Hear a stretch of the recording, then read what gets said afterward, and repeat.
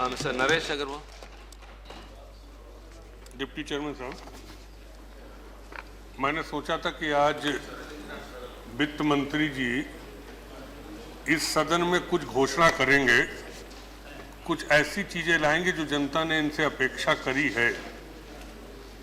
लोगों को चाह थी कि जो हमारा बजट आएगा तो इनकम टैक्स स्लैब में कुछ बढ़ावा मिलेगा। लोग चाहते थे कुछ छूट मिलनी चाहिए, लेकिन मुझे दुख है कि आज जो एप्रोप्रिएशन बिल लाए और फाइनेंस बिल लाए, कोई उसमें नई चीज नहीं लाए। माननीय वित्त मंत्री जी, आप सिर्फ इतना बता दीजिए कि अगर 1 रुपया आदमी पैदा करता है तो उसमें डायरेक्ट टैक्स कितना पड़ता है, इनडायरेक्ट टैक्स कितना पड़ता है, यानी अपने कंट्री में कितने परसेंट टैक्स पड़ता है। आपने इनकम टैक्स में तो मैक्सिमम स्लैब 30% कर दिया। इसके अलावा आपने कितने सेस लगाए, कितने टैक्स लगाए, आखिर आप जोड़ेंगे जाके तो करीब आप 50% से ऊपर आप टैक्स अगर एक आदमी से ले लेंगे तो आदमी क्या करेगा? ब्लैक मनी तो जनरेट होगी, तो अपने आप ही जनरेट करने के लिए हम लोगों ने हरदम आपसे कहा कि आप सरलीकरण जितना करेंगे लोग उतना ज्यादा टैक्स देने में विश्वास करेंगे। आज हिंदुस्तान की पॉपुलेशन का मात्र 3% लोग टैक्स दे रहे हैं। आपका इनकम टैक्स सिर्फ 3% लोग देते हैं, जिसमें सैलरी वाले भी लोग मौजूद हैं। 97% लोग टैक्स नहीं देते। आप एक नया बिल ला रहे हैं जिसमें आप ये करने जा रहे हैं कि 20,000 रुपए से ऊपर अगर आप कोई पेमेंट करेंगे तो आपको बाई चेक करना पड़ेगा, कैश करेंगे तो पैन नंबर देना पड़ेगा। आप मुझको इतना बता दीजिए, गांव का रहने वाला किसान जब अपने बेटे बेटी की शादी करता, कलराज जी आप बैठे, आप तो देवरिया से लड़े हैं, जब गांव का किसान अपनी बेटी या बहू के लिए गहने खरीदने दुकान पर जाता है तो कहां से पैन नंबर लाएगा, कहां से वो इनकम टैक्स फॉर्म भरेगा, कहां से उसको आराम मिलेगा? आप बताइए। मैं तो चाहूंगा कि अपनी पुनिया जी 20,000 से ऊपर कोई भी देगा उसको देना पड़ेगा। आप जो नया ला रहे हैं, आप ला देखिए तो नया, आप तो दलित के अलावा दूसरा देख ही नहीं रहे, ये भी देख लीजिए। तो आप तो IAS रहे हैं, जो आप नया ला रहे हैं, अभी बिल आप लाएंगे सदन में, इसी सत्र में आने जा रहा है, 20,000 के ऊपर अगर उसको पेमेंट करना पड़ेगा पैन नंबर से, उसको पेमेंट करने को कहां से ट्रैक करेगा? और जो आपका वोटर, सबसे ज्यादा वोटर मीडियम क्लास आपका था, आपने उस वोटर का क्या ख्याल रखा? हम लोगों ने अभी जब ये बात कही कि ओला और बारिश से तमाम किसानों को नुकसान हो गया, देश में बर्बादी हो गई किसान की, अभी चर्चा एग्रीकल्चर पर जब हुई तो उस चर्चा के दौरान भी हम लोगों ने सुझाव दिए कि आप महिला बैंक कर सकते हैं, देश के किसान के लिए एक बैंक क्यों नहीं आप खोल सकते हैं अलग से? ग्रामीण बैंक आपने खोली थी, ग्रामीण बैंक से तो किसान को कोई फायदा नहीं मिला। कोऑपरेटिव बैंक सिस्टम साउथ में ठीक रहा, लेकिन नॉर्थ इंडिया में कोऑपरेटिव सिस्टम फेल हो गया। आप ये बताइए किसान कहां से पैसा लाए?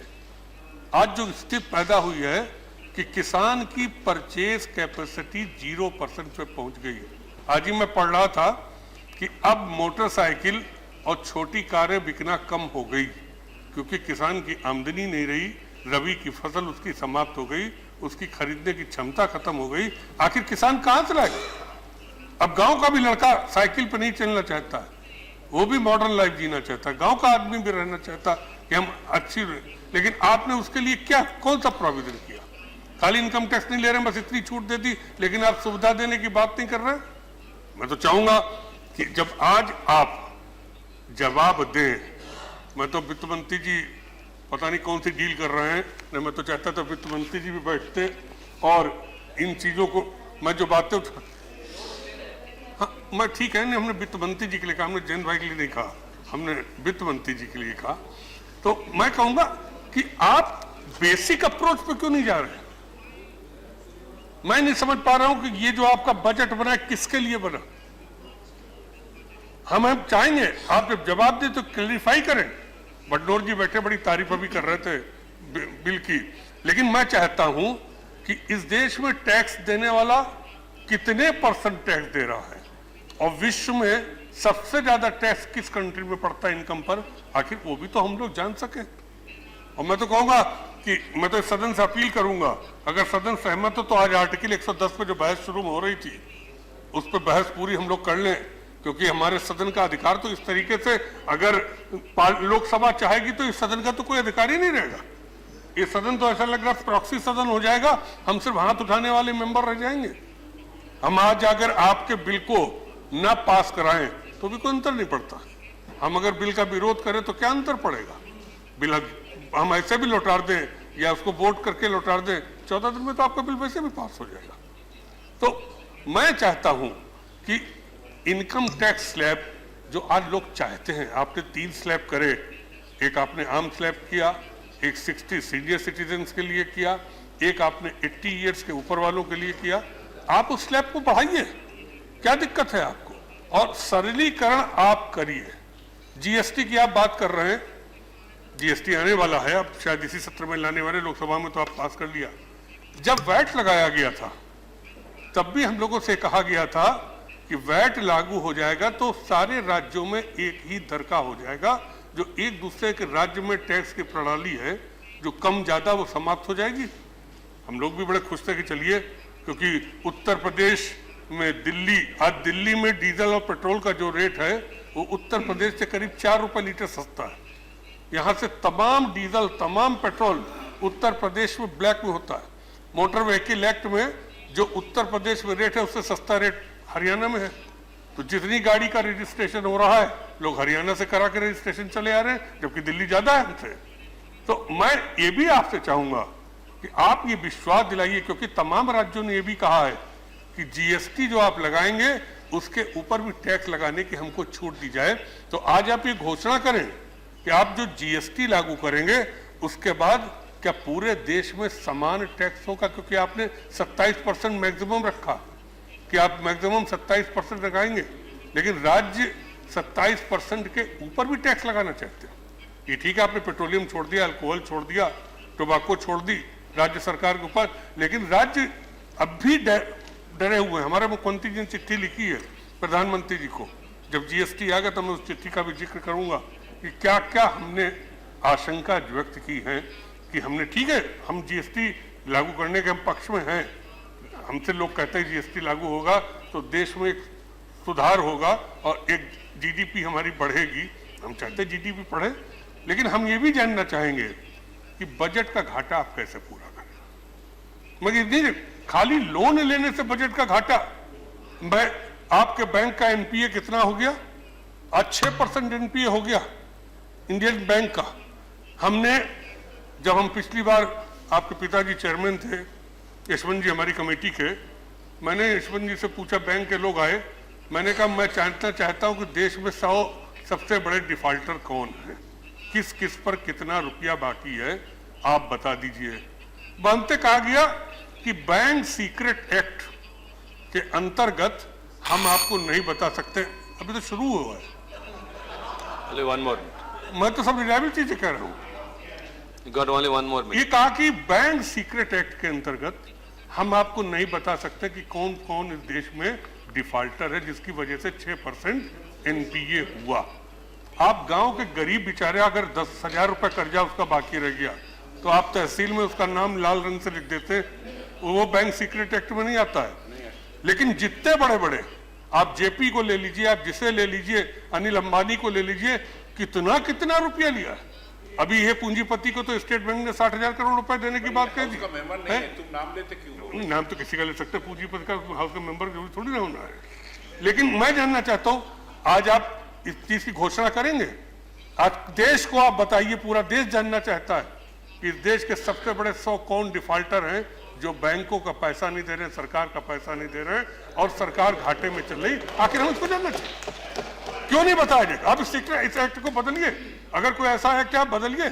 हम गांव के गरीब का नाम जान जाते हैं, तहसील में लिख जाता कि बेचारा रघु सना फला ये 20,000 का कर्जदार है, पुलिस भी पहुंच जाएगी, तहसील में बंद भी कर देंगे।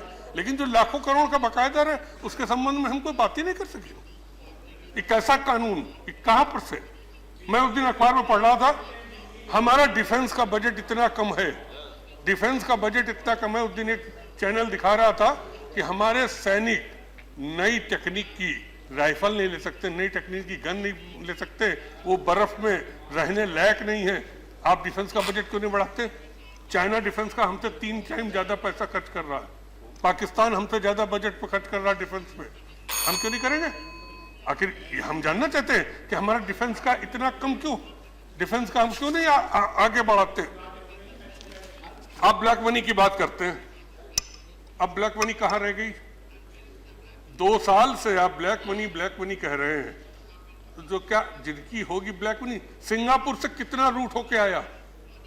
परसों इकोनॉमिक्स टाइम्स में दिया था कि रिलायंस ने 1 साल में कितने हजार करोड़ रुपए सिंगापुर के थ्रू रूट करे हिंदुस्तान। उन्होंने सारी कंपनी के नाम दिए कि इन कंपनी के थ्रू इतना इतना रुपया इंडिया में आया। वो वैसा कैसा है, कौन सा है? नरेश जी प्लीज। मैं ऐसी चीज आर्गू कर रहा हूँ जो सभी लोग सुन। I know you are arguing very well. You can speak at length, but the time is very limited.